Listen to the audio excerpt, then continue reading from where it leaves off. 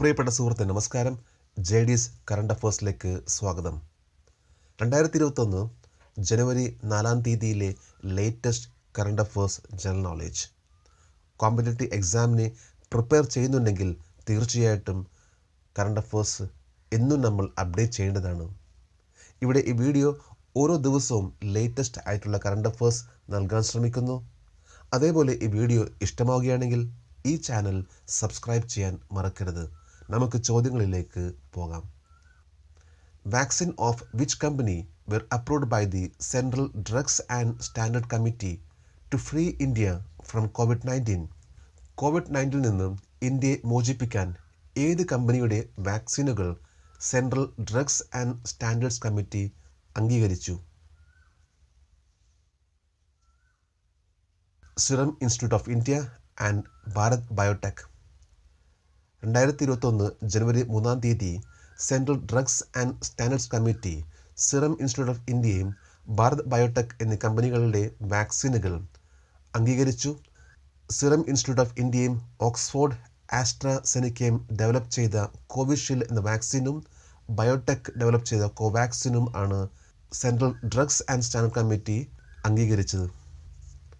What will be the distance of Kochi-Mangaluru natural gas pipeline which will be dedicating on 5th Jan 2021?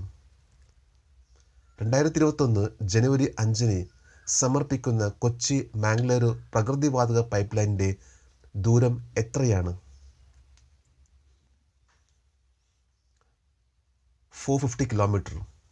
Prime minister Shri Narendra Modi 2021 ജനുവരി 5 തീയതി Kochi Mangaluru natural gas pipe line രാജ്യത്തിന് സമർപ്പിക്കും. Gas authority of India limited ആണ് ഈ natural gas pipe ലൈനിൻ്റെ നിർമ്മാതാക്കൾ.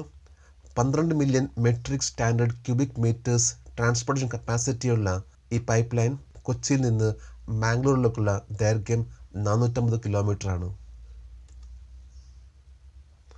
In which country have gained popularity after India in the digital channels of Prasar Bharati Doordarshan and all India radio?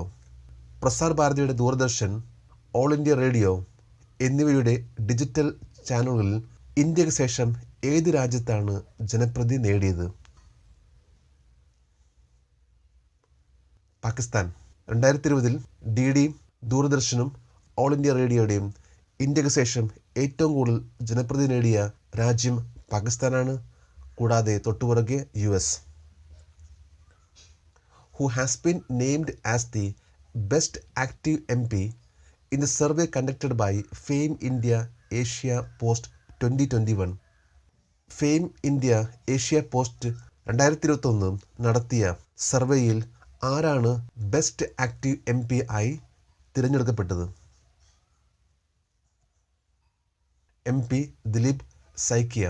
ആസാമിലെ മാംഗൽഡോയ് നിയോജക മണ്ഡലത്തിൽ നിന്നും വിജയിച്ച MP ദിലീപ് സൈക്കിയാണ് fame India Asia post 2021 best active MP ആയിട്ട് തിരഞ്ഞെടുക്കപ്പെട്ടത്. 543 അംഗങ്ങളിൽ 25 MPമാരെ തിരഞ്ഞെടുത്തു. അതിൽ നിന്നാണ് ബെസ്റ്റ് ആക്റ്റീവ് MP ആയിട്ട് MP ദിലീപ് സൈക്കിയെ തിരഞ്ഞെടുത്തത്.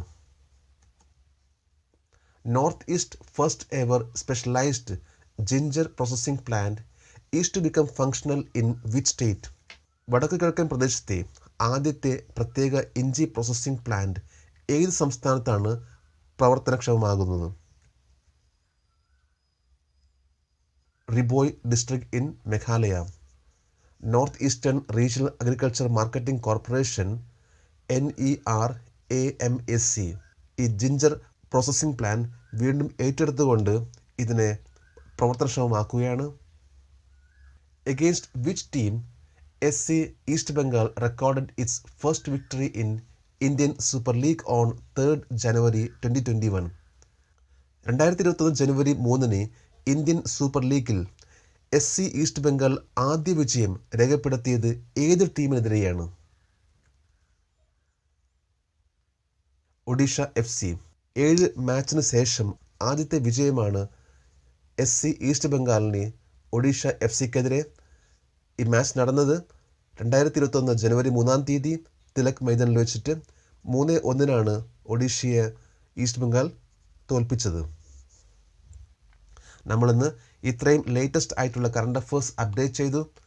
നമ്മൾ ഓരോ പ്രാവശ്യം ഇതേപോലെ അപ്ഡേറ്റ് ചെയ്താൽ തീർച്ചയായിട്ടും നമ്മളിൽ നല്ല മാറ്റം വരും. നമുക്ക് ഏതൊരു എക്സാമും നന്നായിട്ട് പെർഫോം ചെയ്യാൻ സാധിക്കും. നാളെ നമുക്ക് വീണ്ടും കാണാം. Thank you very much.